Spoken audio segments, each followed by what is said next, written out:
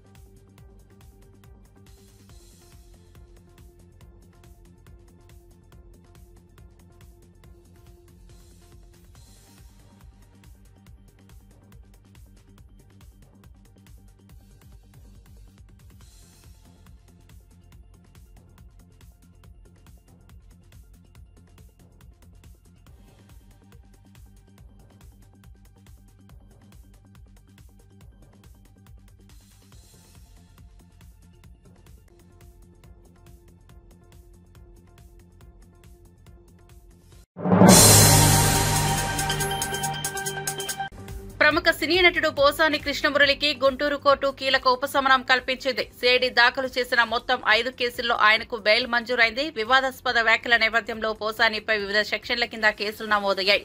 పోలీసులు ఆయన అరెస్ట్ చేయగా అన్ని కేసుల్లోనూ ఆయన తరపు న్యాయవాదులు కోర్టులో సమర్థంగా వాదనలు వినిపించారు. దీంతో గుంటూరు కోర్టు బెయిల్ మంజూరు చేస్తూ ఉత్తర్వులు జారీ చేసింది. ఈ తీర్పుతో పోసానికి తాత్కాలిక ఊరట లభించింది. అయితే ఈ కేసులపై విచారణ ఇంకా కొనసాగుతోంది. పూర్తిస్థాయి విచారణ అనంతరం తదుపరి నిర్ణయం వెలువడనుంది.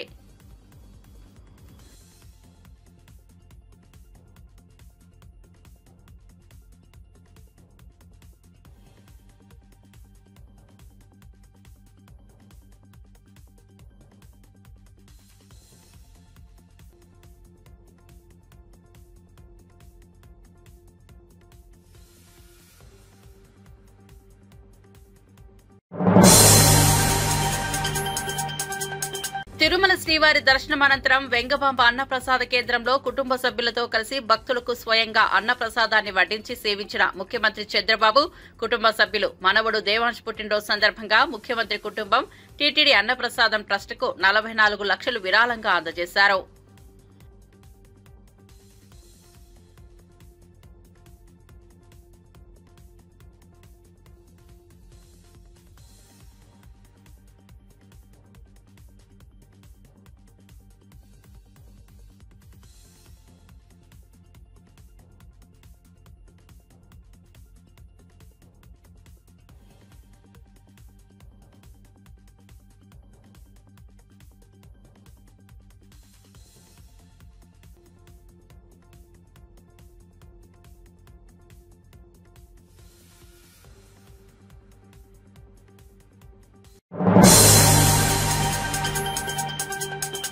సీఎం చంద్రబాబు నాయుడు తన మనవడు నారా దేవాంశ్ పుట్టినరోజు సందర్భంగా శుక్రవారం వెంకటేశ్వర స్వామిని కుటుంబ సభ్యులతో కలిసి దర్శించుకున్నారు.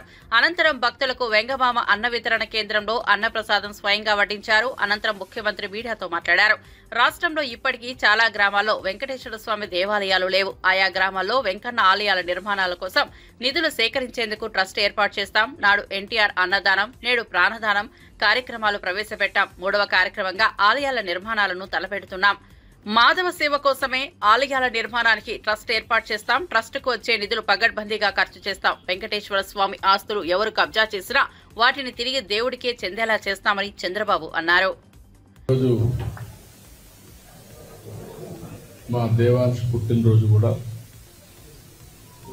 అందుకనే మేము మా ఇంటి కులదైవం వెంకటేశ్వర స్వామి కంపల్సరీగా ఫ్యామిలీ మెంబర్స్కి రావడం వీలైనంత వరకు, అదే మరిగా ఆయన పుట్టినప్పటి నుంచి కూడా అన్నదానం చేయడం ఒక ఆనవాయితీగా పెట్టుకున్నాం.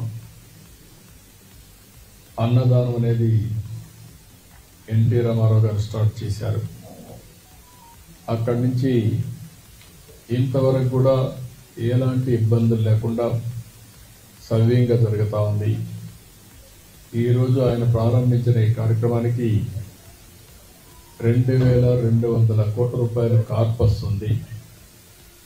ప్రతి సంవత్సరం ప్రతిరోజు ఎంతోమంది భక్తులు వచ్చి అన్నదానం ట్రస్ట్కి డొనేట్ చేస్తున్నారు, లేకపోతే ఆ రోజుకి వాళ్ళే విరాళాలు ఇచ్చి నిర్వహించే పరిస్థితికి వచ్చారు. ఇది ఒక మహత్తరమైన కార్యక్రమం. ఇది శాశ్వతంగా జరుగుతుంది. ఈ సందర్భంగా మేము అక్కడికి వచ్చినప్పుడు కాంట్రిబ్యూట్ చేయడమే కాకుండా నేరుగా అక్కడ ఎవరైతే భక్తులు ఉన్నారో వాళ్ళకి అన్నం వడ్డించినప్పుడు ఉండే తృప్తి ఎలకట్టలేదు. అందుకనే ఫ్యామిలీ మెంబర్స్ అందరూ కూడా సర్వ్ చేశాం. మేము సర్వ్ చేయడమే కాకుండా భావితరాలకు కూడా గుర్తు చేసుకునే విధంగా సంస్కారాన్ని నేర్పిస్తున్నాం. ఇలాంటి కార్యక్రమాన్ని ప్రతి ఒక్కరికి కూడా విజ్ఞప్తి చేస్తున్నాం. మనం బాగుండడం కాదు, సమాజ హితం కోసం అందరం పనిచేయాల్సిన అవసరం ఉంది. అదే సమయంలో మీరు చూస్తే నేను ప్రాణదాన కార్యక్రమాన్ని ప్రారంభించాను.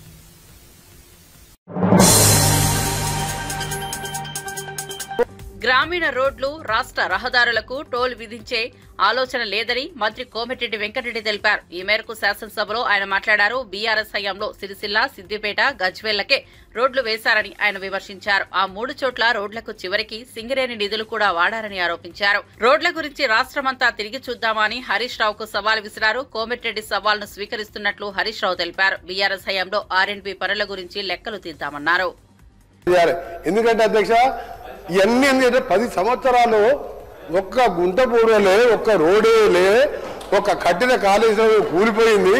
వీళ్ళు ఏమైనా ఇలా దోపిడిగా రోడ్ అధ్యక్ష ఒకటే చెప్పదలుచుకున్నాను. అంటే నేను R&B మినిస్టర్గా నేషనల్ హైవే ఆహ్వానంతో మన ప్రపంచంలోనే యాక్సిడెంట్లలో భారతదేశంలో ఎక్కువ మంది యాక్సిడెంట్ జరుగుతున్నాయి. ఇండియా మళ్ళీ భారతదేశంలో ఈ తెలుగు రాష్ట్రాలలోనే ఎక్కువ యాక్సిడెంట్లలో మరణించడం, హ్యాండీ కావడం జరుగుతుంది. తెలంగాణ రాష్ట్రంలో 5 ఏళ్లలో రోడ్ల గురించి మర్చిపోయి అధ్యక్ష ఎక్కడైనా పోదా. ఇప్పుడు మేము మొన్న 500 కోట్లు మా ఫైనాన్స్ మినిస్టర్ గారు ఎమర్జెన్సీ రిపేర్స్ కింద రిలీజ్ చేసిండు. అది అప్పుడే టెండర్స్ పిలిచినాం. ఇది మేము జూన్ నుంచి దేశంలో రోల్ మోడల్ రోడ్లు ఎక్కడ ఉన్నాయంటే తెలంగాణ కేర్ ఆఫ్ అని చూపిస్తాం. ఎందుకంటే రోడ్లు అధ్యక్ష మనం ఏదైనా మాట్లాడద్దు, కమిషన్లకు వచ్చే ప్రాజెక్ట్ వాడద్దు. రోడ్లలో కమిషన్ రావు కాబట్టి దాన్ని పక్కన పెట్టిను. మేము చేసి చూపిస్తాం. మినిస్టర్ గారు క్లారిఫై చేస్తున్నాం. 40% from contractor side, 60% from financial institution. అధ్యక్ష, నేను బట్టి గారిని ఏమడుతున్నా అంటే 40% కాంట్రాక్టర్లు పెట్టిన డబ్బును ఏ రకంగా చెల్లిస్తారో ఆర్థిక మంత్రి గారు చెప్పాలి. ఎందుకంటే నేషనల్ హైవేస్లో అయితే టోల్ గేట్లు పెట్టి వసూలు చేసి కాంట్రాక్టర్లకు చెల్లిస్తారు. మరి మీరు తమ ఊరు నుంచి పక్క ఊరికి పోవాలంటే, గ్రామం నుంచి మండలానికి పోవాలంటే టోల్ గేట్లు పెట్టి ప్రజల దగ్గర డబ్బులు వసూలు చేస్తారా, లేదు వచ్చే 10 ఏళ్ల పాటు రాబోయే ప్రభుత్వాల మీద అప్పుల భారం వేస్తారా? దాన్ని స్పష్టంగా చెప్పాలని నేను సూటిగా బట్టి గారిని తమ రిప్లైలో చెప్పాలని కోరుతా ఉన్నాను. అధ్యక్ష, ఇకపోతే ఫైనాన్స్ ప్రజలని హౌస్ ద్వారా ప్రజలని మిస్గైడ్ చేసే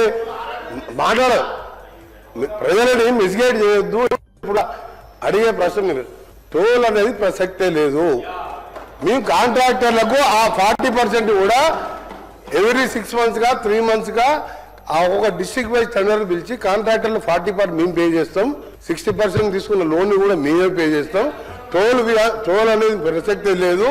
మేము ట్రాన్స్పరెంట్గా ఇది రాష్ట్రం మొత్తం Panchayati Raj village to mandal to district headquarter double రోడ్స్తోని మోడల్గా వచ్చే 3 years తర్వాత అప్పుడు మీరే రోడ్ల మీద తిరుగుతారు, మీరే చూసి అప్పుడు అర్థమవుతుంది మీకు. టోల్ ప్రసక్తే లేదు, టోల్ అనే మాటే లేదు. అధ్యక్ష, మా ప్రశాంత్ రెడ్డి గారు R&B శాఖ మంత్రి ఉన్నప్పుడే కేసీఆర్ గారు ఈ రాష్ట్రంలో ప్రతి మండలానికి డబుల్ రోడ్ వేశారు, ప్రతి జిల్లా కేంద్రానికి 4 lane రోడ్ వేశారు. అధ్యక్ష, అయితే ఈ 40% కాంట్రాక్టర్ల డబ్బు ఆర్థిక మంత్రి గారు నేను అడుగుతా ఉన్నా, ఎన్ని సంవత్సరాలు డబ్బు చెల్లిస్తారు? అంటే రేపటి ప్రభుత్వాల మీద, భవిష్యత్ తరాల మీద ఈ అప్పు భారం వేస్తారా? ఈ అప్పు FRBM పరిధిలోకి వస్తుందా? ఈ అప్పు ఎన్ని సంవత్సరాలు చెల్లిస్తారు అనే విషయాన్ని గౌరవనీయులు భట్టి గారు సమాధానం చెప్పాలి అధ్యక్ష. ఇకపోతే అధ్యక్ష ప్లీజ్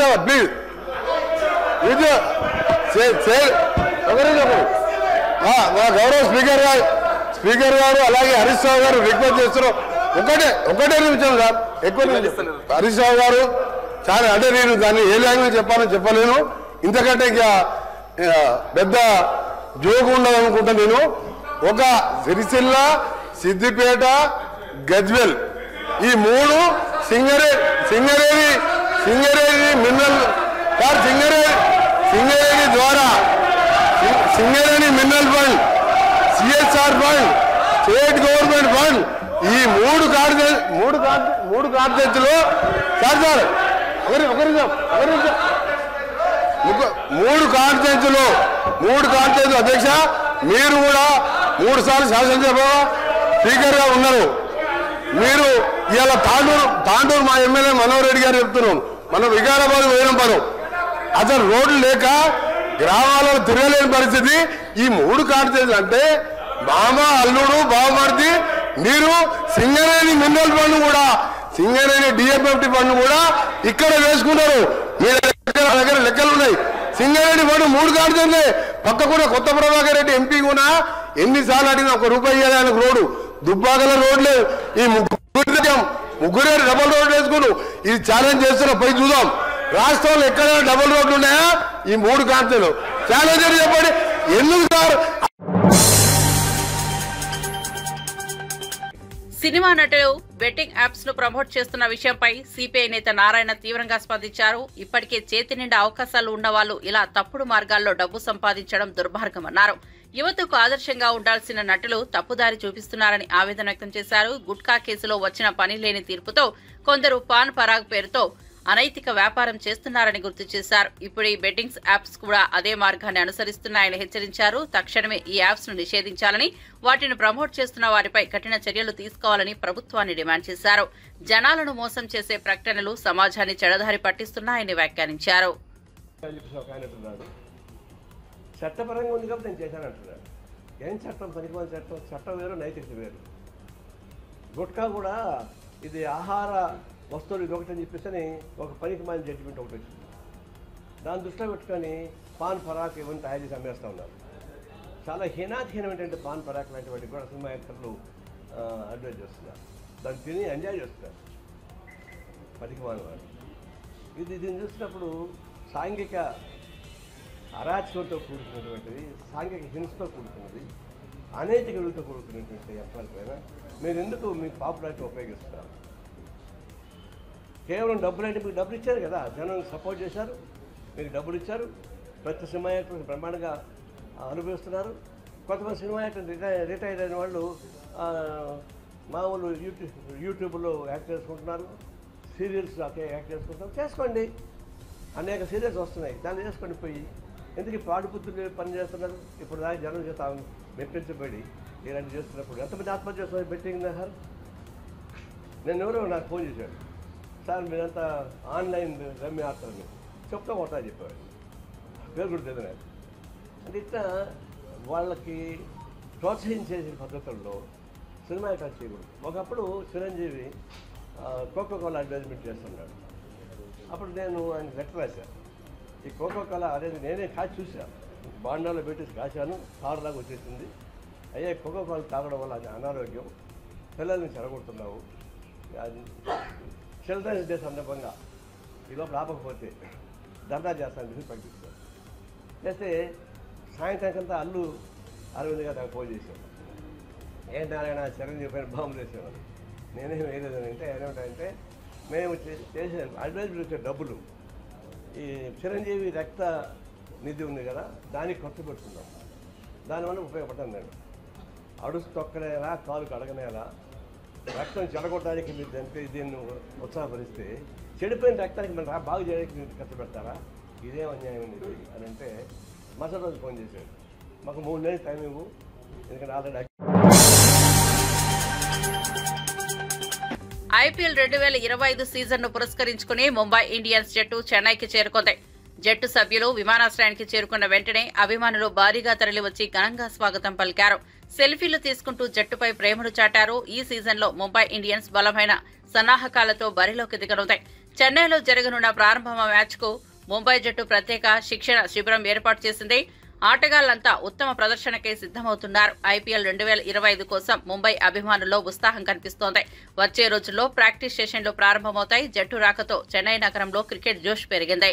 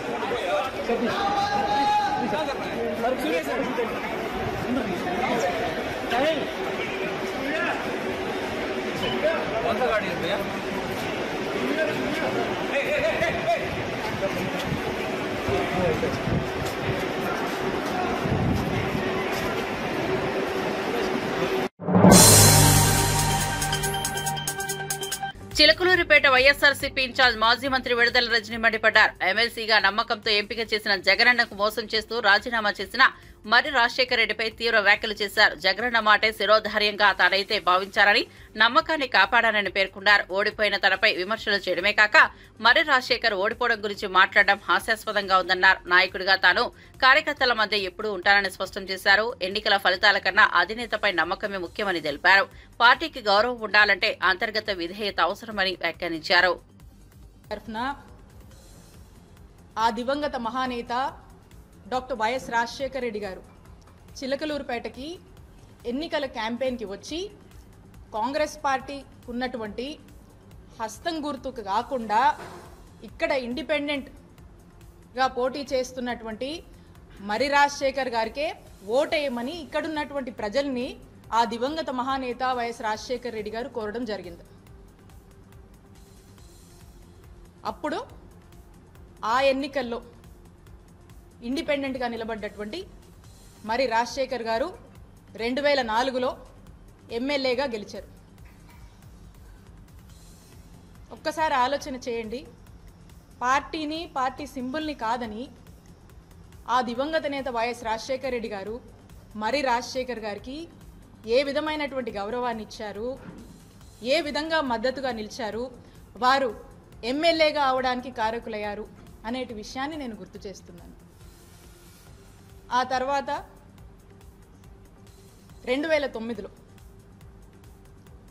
మరి రాజశేఖర్ గారికి ఇక్కడ చిలకలూరుపేట నియోజకవర్గంలో కాంగ్రెస్ పార్టీ తరఫున పోటీ చేసేటువంటి అవకాశం వారికి దక్కింది.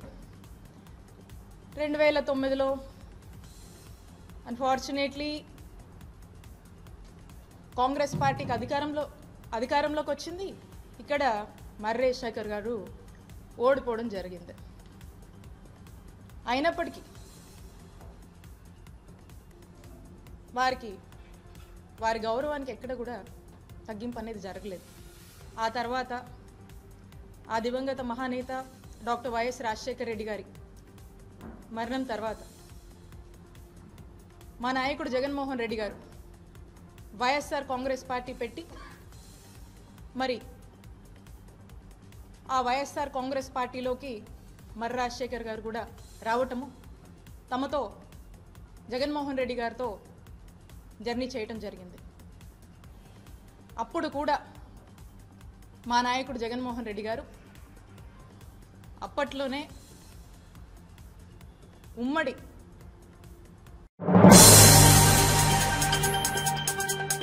కర్ణాటక అసెంబ్లీలో బీజేపీకి పెద్ద ఎదురు దెబ్బ తగిలింది. హనీ ట్రాప్ వ్యవహారంపై అసెంబ్లీలో బీజేపీ నేతలు, మంత్రులు సహా పలువురిపై ఆరోపణలు చేస్తూ తీవ్రంగా విరుచుకుపడ్డారు. దీనిపై తీవ్ర అసంతృప్తి వ్యక్తం చేసిన స్పీకర్ సభా కార్యక్రమాలను అడ్డుకుంటున్నారని ఆరోపిస్తూ 18 మంది బీజేపీ ఎమ్మెల్యేలపై 6 నెలల సస్పెన్షన్ వేటు వేశారు.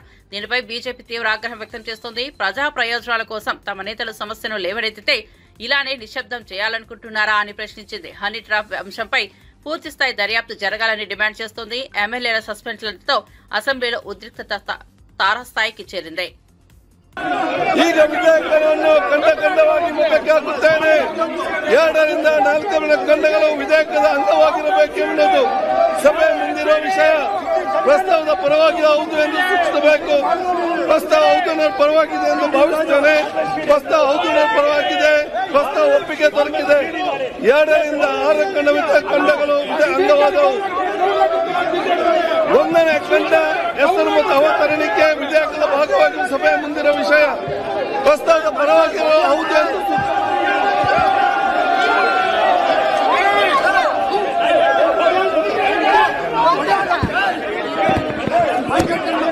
ಸಭೆಯನ್ನು 10 ನಿಮಿಷ ಮುಂದೂಡ.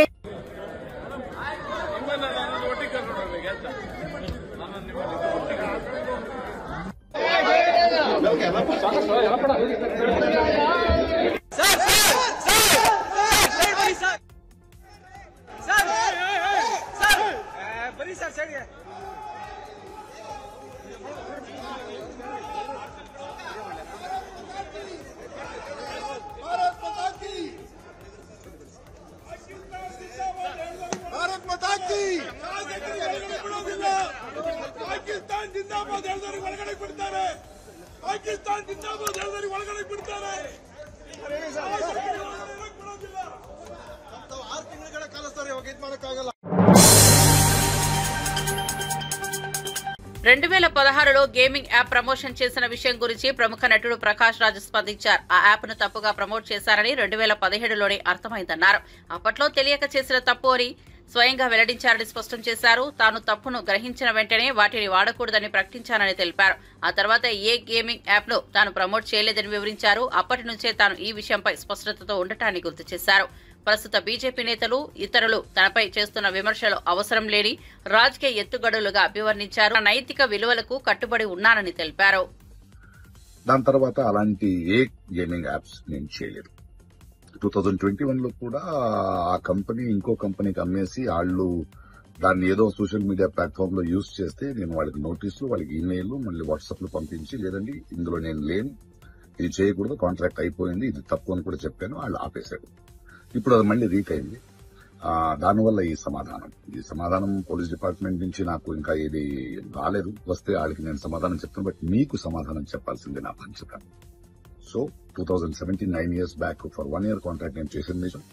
అది తెలిసిన తర్వాత దాన్ని ఆపింది నిజం. ఆ తర్వాత నేను చేయలేదు అనేది కూడా నిజం. ఈ మాట మీకు చెప్తున్నాను. ఇంకో విషయం, దయచేసి యంగ్స్టర్స్ ఇలాంటి గేమింగ్ యాప్ అది ఒక వ్యసనం. ప్లీజ్ మీ జీవితాన్ని కోల్పోండి. Thank you.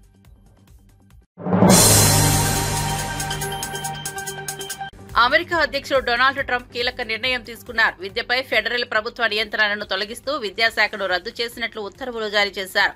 ఈ నిర్ణయం మేరకు ఇకపై విద్యా వ్యవస్థపై పూర్తి అధికారం రాష్ట్రాలకు ఉంటుందని స్పష్టం చేశారు. ప్రతి రాష్ట్రం తమ అవసరాలకు తగ్గట్టుగా విద్యా విధానాలు రూపొందించుకునే అవకాశం ఉంది. ఈ నిర్ణయాన్ని పలు అమెరికా రాష్ట్రాలు స్వాగతించాయి. విద్యలో కేంద్ర నియంత్రణ తగ్గిపోవడం అనేది స్థానిక అభివృద్ధికి దోహదపడుతుందని అభిప్రాయపడుతున్నాయి. ట్రంప్ తీసుకున్న ఈ సంచలనాత్మక నిర్ణయం అమెరికాలో పెద్ద చర్చనీయాంశంగా మారింది. విద్యారంగంపై ఇది గేమ్ చేంజర్ అని పలువురు నిపుణులు అభిప్రాయపడుతున్నారు. We're going to be returning education very simply back to the states where it belongs, and this is a very popular thing to do, but much more importantly, it's a common sense thing to do, and it's going to work. Absolutely, it's going to work, and I can tell you from dealing with the governors and others in the state, they want it so badly. They want to take their children back and really teach their children individually. Probably the cost will be half, and the education will be maybe many times better. So we look forward to this.